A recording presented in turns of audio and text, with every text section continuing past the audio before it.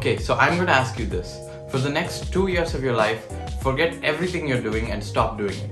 Just study 24/7 every day like there's no tomorrow, all for an exam that has the syllabus of an ocean and is incredibly competitive and really difficult to crack. This is an exam like nothing you've ever seen before, all for the career choice of becoming a doctor. So is it worth it? Would you say yes to that and make that choice of giving up these 2 years of your life and working hard for that? So it all began on April 2nd, 2018. A kid who had just moved from America to India in 2016 had studied the 9th and 10th grade here and finally adjusted, but then he entered intermediate, that is 11th grade, and he was about to embark on the most difficult and challenging experiences in his entire life. And that experience and journey was all to get a medical seat. That was all by the entrance exam called NEET. That boy is me. My name is Murari and I'm an OCI NEET aspirant, which means Overseas Citizen of India. And that's because I moved from America to India in the 9th grade. If you want to know more info about this NEET medical entrance exam, I made my first video on it actually, and the link is in the description. If you want, go check it out. And while you're at it, please hit the like and subscribe button. So before deciding that I wanted to take BPC, that is Biology, Physics and Chemistry in intermediate, me and my parents actually gathered some info about NEET and to know about what it actually is and everything. And we learned that it takes 2 or more years of sheer hard work and dedication and a lot of studying, just complete studying, to actually crack the exam and get a medical seat in a good university or any university at all. So what I heard about this was in these words itself: you have to sacrifice 2 years of your life, and you would have no life those years because you'd have to study that obsessively. And I still took BPC. And like most other students, I went to a corporate college. I chose that. But the one I went to was a little bit more recently established and it seemed pretty good. But it has its caveats and problems. So I joined. It was a completely different experience for me. And I was used to staying at school till 3:40 p.m. and then going home. And in America, 2:40 p.m. But now I was asked to stay till 6 p.m. and sometimes even 8 p.m. It was like a nightmare for me. The atmosphere in this college was not encouraging or helping me very much, and I don't think it was for a lot of my other classmates as well. And let me elaborate. So first of all, toppers. Seeing toppers discouraged me because see, we used to have weekend exams every weekend and there were NEET mock tests basically. And I would usually get really low marks, like 100s and 200s. And that's pretty low. But these toppers used to always get 500 and 600 or somewhere near that. And the reason why that discouraged me is because I had never written a competitive exam before and I just didn't know how to study for it. For NEET or even these small weekend tests, they're competitive too. And these toppers, seeing them getting such high marks compared to mine, and every weekend them getting appreciated by that and getting special attention from the teacher, sitting in the first bench, being able to shout answers in class, and all of that, it seemed really discouraging to me. I just felt like I didn't fit in the class because everybody else around me seemed so nerdy and I don't know, just like toppers. Everybody seemed like toppers. But there was like only those few select toppers at the top, I guess, that were like actually good and hardworking. I still don't know how they do it, to be honest, but I appreciate them. And our class has 90% girls and 10% boys. So I always felt embarrassed to shout answers in class or ask doubts. And you might be asking, why can't I just ask the doubts after the class? Well, I would have, but the problem is the moment the class is over and the lecturer starts moving out of the classroom, a horde of girls just surrounds him and starts shooting him with questions, doubt after doubt after doubt, and it's impossible to get to the lecturer. So there are 3 main rules that I observed as well in this corporate college, and I'm going to display them right here. So number 1 is you have to study 24/7 obsessively like there's no tomorrow. And I guess I can kind of understand that because for such a competitive exam like this, it kind of makes sense. And number 2 is talking is illegal. You're banned from talking. And this one I find is really annoying. I understand in situations, but when I want to ask a doubt to a friend because I can't ask a lecturer, I can't even do that. I have to do that in secret, I guess. And if I do get caught, I get scolded or I have to stand as a punishment. And number 3 is you have to treat the opposite gender as if it's a disease. And I don't really care about that. There's no denying that the college and its staff had good intentions for us to score in the end in the final exam, but it just didn't create a good atmosphere for me at all. And it got worse during intermediate exams and practicals and lockdown, I guess, because that's when the focus on NEET was lost and diverted. After lockdown happened and many months of postponing the final NEET exam, it finally came. NEET 2020. I was not prepared at all. I still had a lot of things to complete. I didn't even start some chapters in physics and chemistry. And yeah, my parents didn't pressure me, not directly at least, but I felt a lot of pressure. Trust me, it is a lot of mental stress you go through, especially during that day or the week actually before NEET. Trust me, this is a whole different level of mental stress. You have 2 years worth of people putting high expectations on you for this final exam, and you worked hard, you know you did, but you know you didn't work in the right way.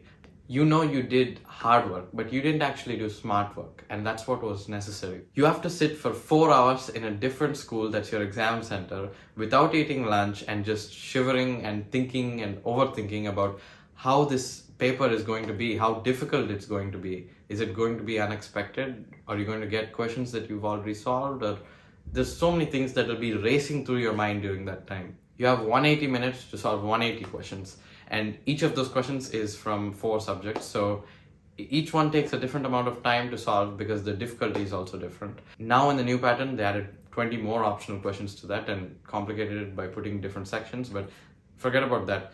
On top of what you have to also bubble in the right option every single time, and a lot of people make mistakes on that. And on top of that, in some centers, depending on the center, you have to bubble in your name and write your info and all of that in that 180 minutes as well. So the point is, it's definitely not really fair. And moreover, I wasn't even completely prepared. So in NEET 2020, I got 341, and I was devastated because I didn't get my cutoff score. Cutoff score basically means how much is the minimum mark that you should get so that you can get a free seat in any university. So I didn't even achieve that, and that is really difficult to achieve. So I was in a dark place and I didn't know what to do. But there was a lot of people that were with me in that same situation or worse, because my mark was 341 and the rank corresponding to that, the All India rank, was 2,60,000. So that means that since there were 13.66 lakh students that wrote the NEET exam, there were almost 11 lakh students that were behind me or got less marks than me. So that was a lot of people. I was surprised to see that many people were behind me. 11 lakh students is like 1.1 million students behind me. So I was really surprised to see that many people had got my mark or less.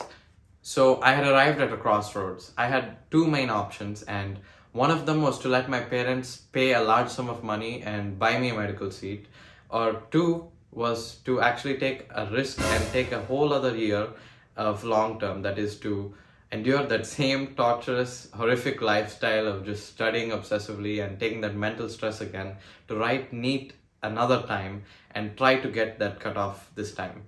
And there's no guarantee that I would. And the third option was Ayurveda or homeopathy or veterinary, and I was not interested in any of those. So I decided to take the risk and choose long term, even though there was no guarantee that I would get that cutoff mark in the next attempt I make. So taking one of my friend's suggestions, I joined in a small NEET coaching academy that was established only this year, and one of the big corporate colleges' ex-principal came out of that and he established this. He's a chemistry lecturer and he guided me throughout this entire journey. I really liked this medical academy because it gave me the freedom to study how I want, when I want. It didn't have all those rules and it didn't have toppers to discourage me or anything. I mean, they didn't discourage me. You get what I'm saying, right? I don't have anything against toppers. I'm just saying that I was not discouraged at this college. I felt encouraged. And my principal always showed concern for how I was doing, if I could understand the classes. He guided me and taught me, and he really showed so much care, and I really appreciate him for that. And I will always be thankful for him and indebted to him for my entire life because of how much help he has done for me in this time. And I was also evolving. I could keep getting better and keep analyzing myself and learning from my previous mistakes, as many as I could. And I was always trying to do better. In my previous college, the weekend exams, I used to get hundreds, 200s at the starting, I told you, right? Well, I slowly increased that to like 300s, 400s, and upper 400s, like 496 was my highest in intermediate second year or 12th grade. And after I joined this academy, my mark almost never dropped below 500. Only the first exam and maybe a couple in between, but most of the time I maintained it above 500. And I even finally got 600 a couple of times, which was like a dream come true for me. I've never gotten that before. It doesn't matter because it wasn't in the final exam, but it shows that I did improve. I used to even stay till 10 p.m. some days in college. I was like almost like one of the hostelers there. I didn't even care. It was my wish to stay that long. It was my entire decision. That's how much I changed. And finally, when the NEET exam time was coming around, people said that it would be really easy, including my sirs and everyone. That's what everyone expected because the 2020 paper was so unexpectedly easy. And it was a bit of an unexpected paper for me because, well, first of all, they changed the entire pattern. Section A, Section B, they added 20 questions that were optional and it got a little complicated. But excluding that, physics was pretty difficult. Usually physics is my strength and I am really interested in physics, but I didn't study a few chapters properly and literally whatever questions I've never seen before were asked in the questions in the exam paper. And in chemistry, some questions were really unexpected and long time-taking questions, so I'm not sure what that was about. And biology was mostly easy, except for a few of them in the optional. But overall, I did pretty well and I got 581, so I'm pretty proud of that and I'm happy that I got that score. I think it had to do with a little bit of luck and my work finally paid off. And there was one problem left, and that is OCIs and reservations. So before I get into this OCI problem, how would I just brief you quickly about reservations and the categories that you can pay?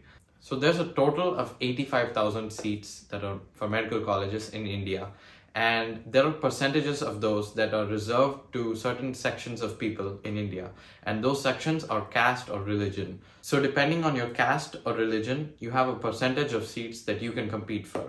And there's a lot of these percentages because there's a lot of castes and a lot of different sections and religions. So the reason why this exam is kind of unfair for OC boys like me is because, well, OC means open category and it's one of those percentage of seats and I can only compete for that. But other castes, minority castes or other religions can also compete for that. So it just makes it even more competitive for me and less for them. And I have to get much more higher mark than any of the people with the reservations to get a seat. So a person with a reservation could get anywhere from 100 to 150 or more marks less than an OC boy, and the OC boy would not be able to get a seat, whereas this person would. So there are three categories, that is ACAT, BCAT, and CCAT, how you can pay for your medical college seat. And it all depends on the college you're going to go to and your marks in the NEET exam. And for C category, you have to pay like a large sum, like 1 point something crores or more, just to get an MBBS seat. For BCAT, it's about 60 lakhs, or it depends on the college, but you have to pay a lot of money. And I'm talking about all 5 years combined, by the way. And for ACAT, it's a free seat, and you can get that in government colleges, and you have to pay a very minimal fee of maybe 1 lakh or 2.5 lakhs, or something like 50,000 per year. So it's pretty cheap compared to the other two. And you get ACAT only when you reach that cutoff mark. So BCAT is like below the cutoff mark and CCAT is like way below the cutoff mark. For CCAT, anywhere from the qualifying mark, like 150 or 140, all the way up to 340-ish. And then there's BCAT, all the way from 340-ish, all the way up to maybe 510 or something like that. And then there's ACAT, which is like 510 or 530, I guess. Now the cutoff has increased, so it's around 535. That's when you get a free seat. That means you have to pay a minimal fee. So the problem that OCIs have, or overseas citizens of India like me, is that they passed a law recently that we have to pay the C category amount of fees, that large sum of fees. No matter what mark we get, we have to pay that. And the reason why I don't know much about this is because my parents told me this when I was studying, and they didn't want that to affect my studies because no matter how much I study, I would have to pay that large amount of money anyway. So there was no point of me even studying other than to qualify. So after NEET 2021, the parents of OCI children have filed a case in the Supreme Court. I think before also they might have filed the case. But finally we won that, and now I'm exempted from that. They eradicated that law for this year's OCI children. But in the upcoming 2022 and 2023 NEET exams, the OCI children still have to follow this law, is what they're saying, I think. So I'm not really sure what the reason is for this law, but recently I saw a post of one of the lawyers, what they were talking about in the court, and this lawyer was telling the reason for why OCIs should be paying that large sum of money. And here it is on the screen. If your lordships feel that way, it might be put in one line and we will comply. These are people who are not citizens of the country. They are ultimately taking the money subsidized by the public exchequer for the purpose of our students who will stay after the qualification, who will serve the nation after acquiring these degrees. Okay, so first of all, I think you're wrong, and I think that's ridiculous because you just assume that all OCI students are going to just leave the country after studying MBBS and go and serve another nation, which is a wrong assumption, because I'm sure a lot of people want to stay here. The whole point of why they moved here is for different reasons. You can't just say that. I'm sure other people will go as well. And second of all, I don't see why it's wrong for universities here to accept foreign students. And we're not really foreign, we're overseas citizens of India. Our nationality is Indian. And I'm sure in a lot of progressing other countries, they don't have these kinds of barriers and mindsets that it's bad for foreign students to come in and study in their universities. I think it's actually probably a good thing because it includes diversity. And I'm pretty sure this lawyer that said that probably has family or relatives or friends that probably studied or settled abroad. So, the irony. Luckily, it's settled for my year of students, but I hope it does get settled in the future. So this was it. There's still a lot of things that I haven't mentioned about NEET in this video because it's, 3 years worth of memories and experiences, but I hope to make that in another video probably. Hopefully in the future I can make more videos about my experiences and opinions about NEET. I could try making funny videos as well, but not now. So I hope you enjoyed and liked my new intro at the beginning. And I hope you enjoyed this video. I hope you want to watch more. And I'll see you in the next video. Thank you so much for watching. Bye.